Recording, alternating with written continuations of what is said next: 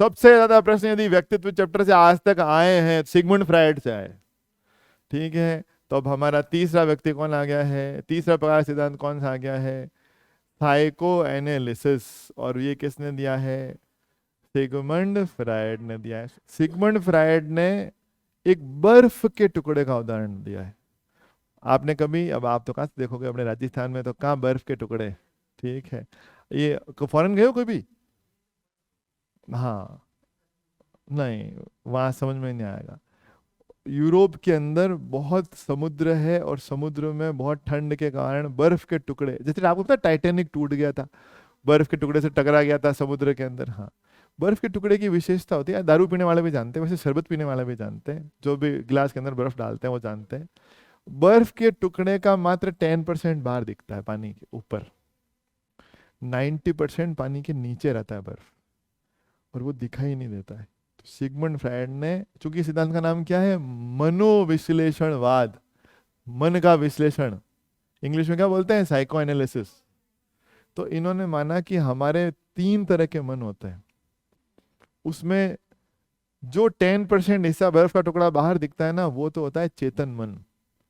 हमें जो कुछ भी अभी याद है, जैसे आप पूछो आपका नाम क्या है, तो आप बताओगे मेरा ये नाम है, पापा का नाम क्या है कि ये, कौन से गांव से हो ये, जो बातों के प्रति हम जागरूक हैं, जो हमें अभी याद है, जो हम जवाब देते हैं, वो सारे चेतन मन, इंग्लिश में बोलते हैं कॉन्शियस माइंड, मन को माइंड बोलते हैं, चेतन मन में है। लेकिन चेतन मन टोटल मन का केवल 10%। और जो दिखता नहीं बर्फ का 90% हिस्सा पानी के नीचे, वो उन्होंने कहा अचेतन मन है, अनकॉन्शियस माइंड है। ठीक है, और इन दोनों के बीच में एक मन और माना है इन्होंने, अर्ध चेतन, सेमी कॉन्शियस माइंड। उसका कोई परसेंटेज नहीं, वो बस इन दोनों के बीच में एक ज्वाइनिंग लिंक है। तो इन्होंने माना कि हमारे मन में जो जो बातें हमको पता है, चेतन मन के अंदर होती है 10% में, लेकिन जो हमारा 90% है पूरे मन का, अचेतन मन, जिससे हमारा व्यवहार सबसे ज्यादा निर्धारित होता है, वो 90% हमको दिखता नहीं है ना। क्या भरा है उसमें, आपके जीवन की सारी बुरी यादें। ठीक है, जैसे कुछ भी जीवन में आपको जख्म मिला, अभी तो आप सब मुस्कुरा रहे हो, खुशी हो, भाई अभी खुश हो ना, हाँ सब खुशी हो अभी तो। ठीक है, तो अभी खुश हो, इसका मतलब आप अपनी बेइज्जतियां भूल गए जिंदगी वाली। कभी न कभी कोई न कोई दुख तो, बेइज्जती तो, घनघोर बेइज्जती हुई तो होगी होगी। चाहे आपने केले के छिलके पे पांव रखा था और सबके सामने आप लम्बलेट हो गए थे, फिर गिर गए थे और फिर जोर जोर से सब हंसे थे, और भी बहुत तरह की बेइज्जतियां होती है ना। हाँ, तो वो अभी आप खुश हो, इसका मतलब आप भूल गए वो सारी बातें। तो आपकी जिंदगी की सारी कटु स्मृतियां कहाँ है, अचेतन मन में, जिनको आप चाह के याद नहीं कर सकते। और आपकी अनैतिक इच्छाएं, असामाजिक कह दो, अनैतिक कह दो, है ना, इमोरल बोल दो। ठीक है, अब समाज ने बता रखा ये नैतिक है, ये अनैतिक है। जैसे जैसे रविंद्र जी की शादी हो रखी है ना, हाँ, हिंदू धर्म के ये अनुयायी हैं, और हिंदू धर्म के अनुसार अब किसी और लड़की की ओर उस भाव से देखना शादी होने के बाद, और वो कोई भूल न जाए पति, इसलिए फेरों में भी याद करवाते हैं उसको, है ना, 7 वचन लेते हैं ना, वो कुछ वचन वचन लेते हैं। हाँ, उसमें से एक वचन इन्होंने ये दिया होगा कि भाई अब मेरी इस पत्नी के अलावा और कोई मेरे लिए बस स्त्री नहीं है, बाकी तो सब क्या है, मेरी बहने बहने हैं, ऐसा कुछ मामला है। लेकिन ये अभी रविंदर खान होते, रविंद्र चौधरी की जगह क्या होते, मोहम्मद रविंद्र होते ये।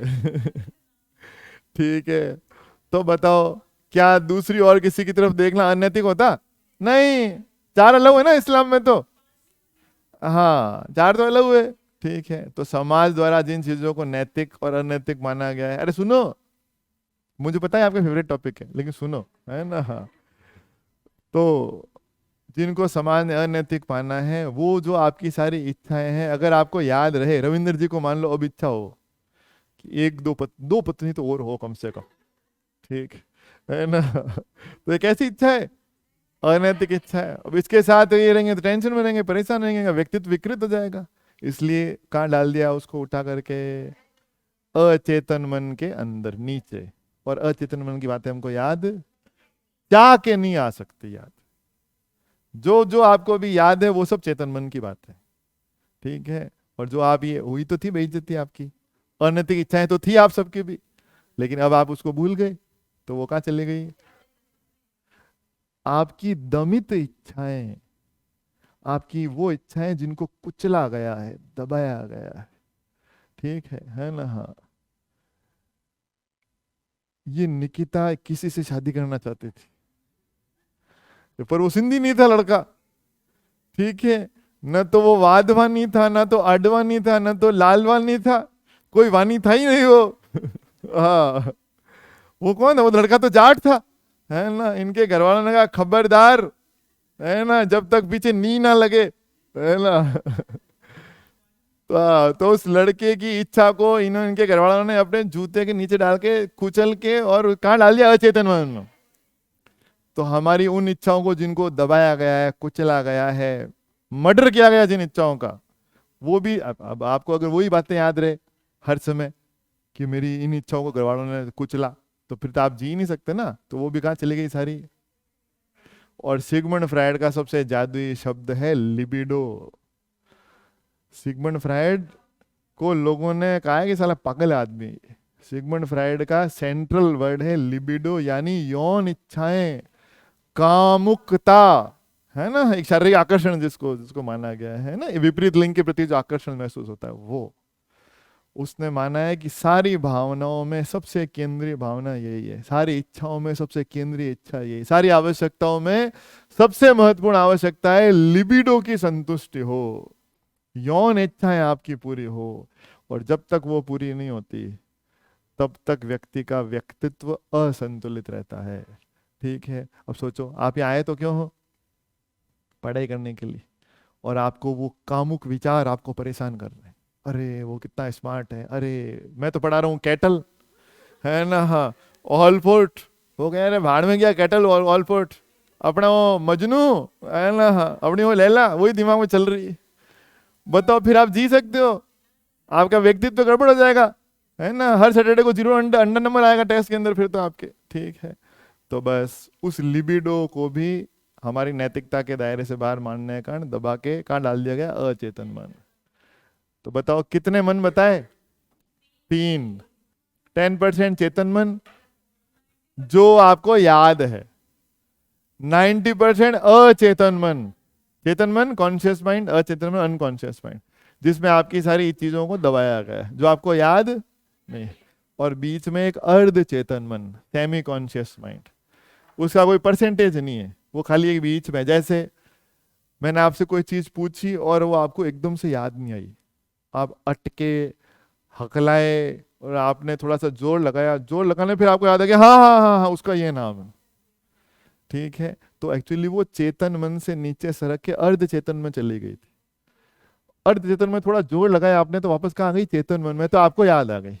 अगर वो अर्ध चेतन में चली, अचेतन में चली जाती, नॉन अनकॉन्शियस में चली जाती, नीचे 90% वाले में, अचेतन में जानने के बाद कोई बात याद नहीं आती, अर्ध चेतन में गई हुई चीजें थोड़ा अटक अटक के हमको याद आ भी सकती है। समझ रहे हो आप इसको? अचेतन मन की चीजें हम चाह के नहीं याद ला सकते, वो अपने आप आती है, जैसे सपनों में आती है, आपके व्यवहार में अपने आप ही आती है, ठीक है। तो सिगमंड फ्रायड के सेंटर में ये जो व्यक्तित्व का सिद्धांत है उसमें ये 3 मन है। इन 3 मनों का विश्लेषण करने के कारण सिगमंड फ्रायड के सिद्धांत का नाम क्या है? मनोविश्लेषणवाद। इंग्लिश में बोलते हैं साइको एनालिसिस, ठीक है। आ गया समझ में? इसको हम कल पढ़ेंगे सिगमंड फ्रायड। Thank you.